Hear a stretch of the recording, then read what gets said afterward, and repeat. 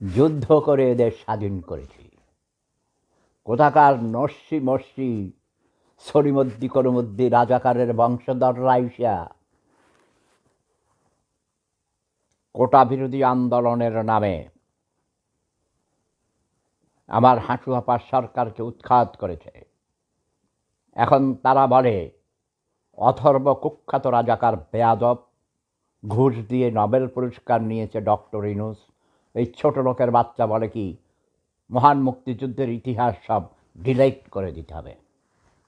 তোকে ডিলেট করা হবে পৃথিবী থেকে, তোর শান্তিতে নোবেল পুরস্কার রিটার্ন নেওয়া হবে। পৃথিবীর ইতিহাসে প্রথম কাউকে শান্তি পুরস্কার দিয়ে আবার ফিরে নেয়, এটা ছোট লোকই। কিন্তু ডক্টর ইউনূস তোর মতো ক্রিমিনাল ছোট লোক বেকার যুবকদের ইমোশনকে কাজে লাগিয়ে দেশের সর্বনাশ করেছিস। মানুষ 6 মাস আগেও ঠিকমতো 3 বেলা খেতে পারত, এখন 1 বেলা ছুটাইতে পারে না। কাজেই তুই তৈয়ার হইয়া যা। শেখ হাসিনা তো সসম্মানে যেতে পেরেছে,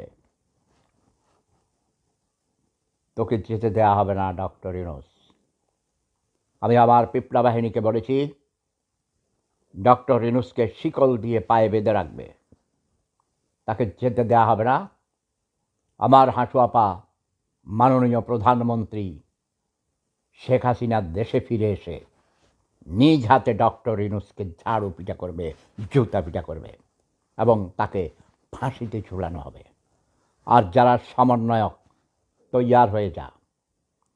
এই শব্দটা পৃথিবীর ঘৃণিত শব্দ, যেমন করে রাজাকার সবচেয়ে ঘৃণিত শব্দ।